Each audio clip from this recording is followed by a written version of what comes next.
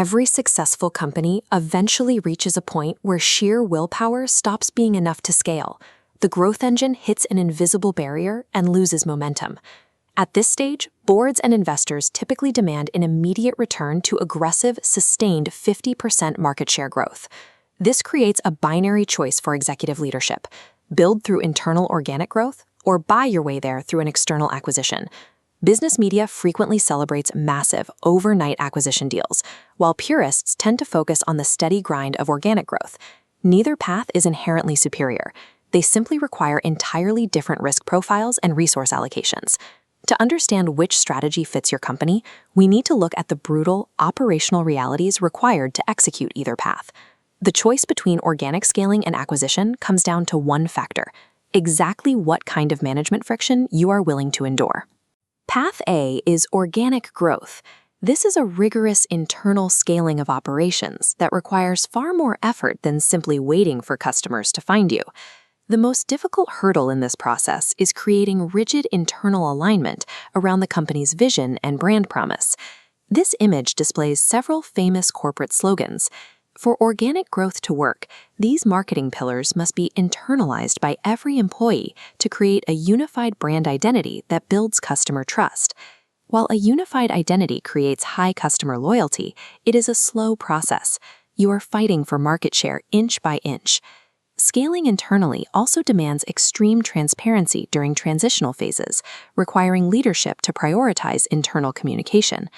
High employee retention is the engine of organic growth, but it forces management to divert significant hours away from external sales to focus on internal change management. As headcount grows, the foundational culture often begins to warp. Continuous structured professional development is the only way to maintain the original vision. Choosing to build means your leadership team will spend as much time actively managing internal culture as they do selling the product. This graph represents the professional development delivery method of a company, providing a look at operational requirements of successful organic growth over a 6-year period. The baseline face-to-face training remained locked at 98% from 2018 through 2024.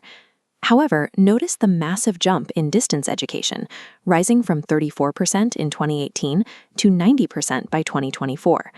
Online training followed a similar trend, more than doubling to 70% to handle increased workforce volume.